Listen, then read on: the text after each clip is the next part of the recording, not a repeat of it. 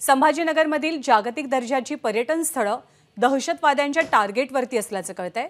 एनआयच्या संभाजीनगरमधल्या कारवाईनंतर ही खळबळजनक माहिती समोर आली आहे। इसिसच्या संपर्कातील संशयित तरुण शहरामध्ये घातपात करण्याचा संशय व्यक्त झालाय।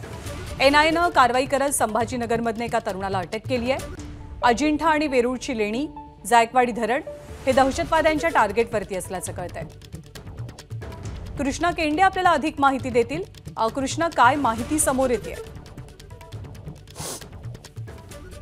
एनआयनं मोठी कारवाई करत एका आयटी इंजिनियरला ताब्यात घेतलेलं आहे आणि त्याच्याकडनं जी माहिती मिळाली आणि एबीपी माझाला जे सूत्रांनी माहिती दिली आहे त्यानुसार हा जो तरुण होता आयसिसच्या संपर्कामध्ये होता।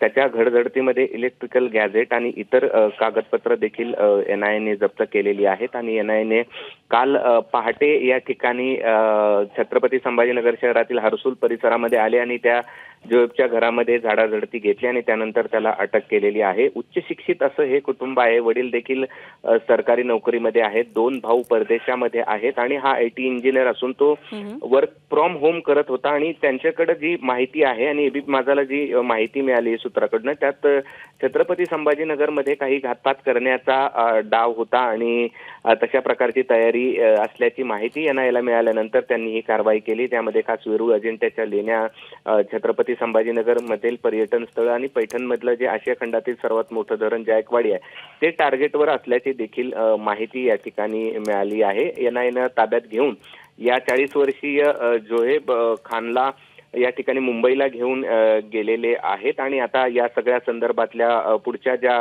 घडामोडी आहेत ते या ठिकाणी पाहणं महत्त्वाचं आहे। मात्र संभाजीनगर मधून एनआयनं इसिसच्या संपर्कात असलेल्या 40 वर्षीय व्यक्तीला अटक केलेली आहे। ज्ञानदा, धन्यवाद कृष्णा या सगळ्या माहितीबद्दल। एबीपी माझा, उघडा डोळे बघा नीट।